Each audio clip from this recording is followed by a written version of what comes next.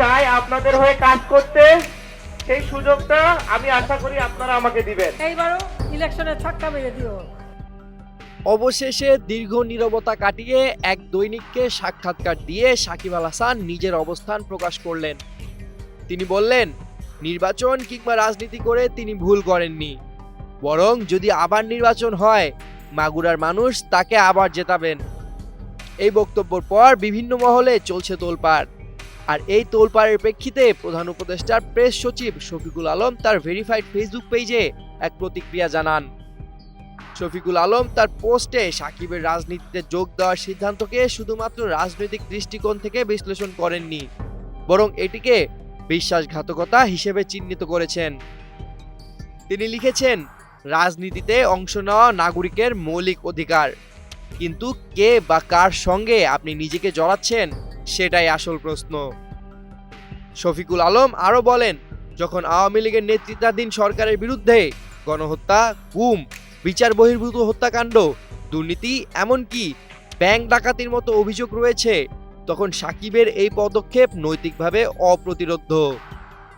শফিকুল আলম তার ক্ষোভের কথা ব্যক্ত করে আরও বলেন, আওয়ামী সরকারে যোগ দিয়ে সাকিব হয়তো ভাবছেন তিনি নিজের দায়মুক্তি পাবেন, কিন্তু ইতিহাস তাকে ক্ষমা করবে না।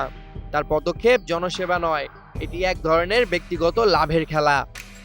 তিনি আরও বলেন, সাকিব হয়তো জনগণের মনোভাব ভুল পড়েছেন, কিংবা তিনি স্বার্থপরতার পথ বেছে নিয়েছেন। রাজনীতি যদি সরল না হয় তবে এটি নিছক সুযোগ সন্ধানী আচরণ। আর সবচেয়ে বড় আশঙ্কাজনক বিষয় হলো তার নীরবতা। মাগুরায় বিরোধীদের উপর হামলা ও হত্যাকাণ্ডের পরেও তিনি কিছু বলেননি, নিন্দা জানাননি, ছিলেন শুধু নীরব। এটি সেই স্তরের বিশ্বাসঘাতকতা যেখানে তার ব্র্যান্ড এবং ভক্তদের সঙ্গে তার প্রতারণা প্রতিফলিত হয়।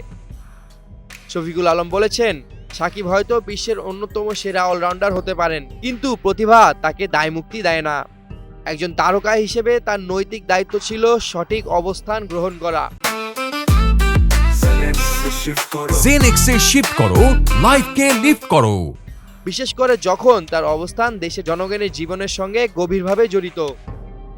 তিনি শেষ করেন, এই মুহূর্তে সাকিবের কর্মকাণ্ডের সবচেয়ে যৌক্তিক ব্যাখ্যা একটাই, লোভ। এটি শুধুমাত্র ব্যক্তিগত লাভের পিছনে দৌড়ানো, জনসেবার নয়। একদিন হয়তো সাকিবকে জাতিসংঘের 127 পৃষ্ঠার প্রতিবেদনটি পড়তে হবে, যেটি আওয়ামী লীগের বিরুদ্ধে মানবতা বিরোধী অপরাধের দলিল হিসেবে তৈরি হয়েছে। আর তখন হয়তো সাকিব উপলব্ধি করবেন, তার এই সিদ্ধান্ত ছিল না শুধুমাত্র একটি ভুল, এটি ছিল একটি ভয়াবহ বিশ্বাসঘাতকতা। সামিউল জয়, 21 টেলিভিশন।